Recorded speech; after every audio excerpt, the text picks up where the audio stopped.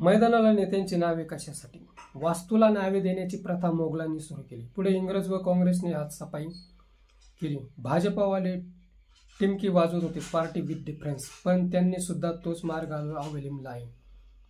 दिल्लीतील वास्तूंना मोगल, इंग्रज व काँग्रेसने दिलेली बहुतेक नावे बदलण्याचा खटाटोप केला. एवढेच नाही तर गुजरातमधील सरदार पटेल स्टेडियमचे नाव नरेंद्र मोदी स्टेडियम करून जगातील सर्वात मोठे स्टेडियम ठरले आहे. खरे तर नावात काहीच नसते, तरी नावासाठी लोकांनी काहीही करायचे की ठेवले नाही.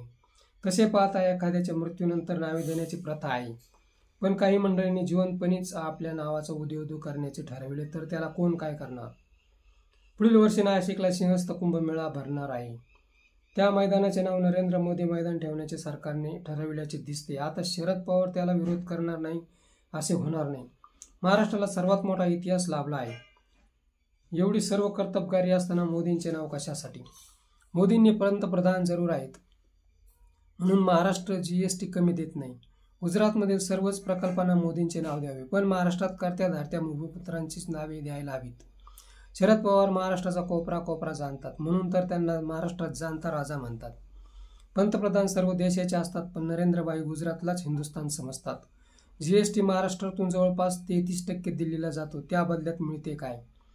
बिहार व ओरिसाला स्पेशल पॅकेज मिळते, मग महाराष्ट्रातील मैदानांना पंतप्रधानांचे नाव देण्याचे प्रयोजन काय? महाराष्ट्रातील रोजीरोटी गरिबांच्या तोंडातून काढून गुजरातला नेली. आता मैदाने, धरणे, नद्या, किल्ले व रस्त्यांनाही पंतप्रधानांचे नाव द्यायचे काय? शरदराव खरे तर पंतप्रधानांचे मित्र, त्यांनी सांगायला हवे, महाराष्ट्र व्यापाऱ्यांची भूमी नाही, संत, महंत, विचारवंत व रणझुंजार योद्ध्यांची भूमी आहे. नाव द्यायचे झाले तर संत निवृत्तीनाथ मैदान, नाशिक, कुंभमेळा द्यायला काहीच हरकत नाही. मित्र, हा व्हिडिओ कसा वाटला ते कमेंट बॉक्समध्ये सांगा व ॲक्शन मराठी चॅनलला सबस्क्राईब करा.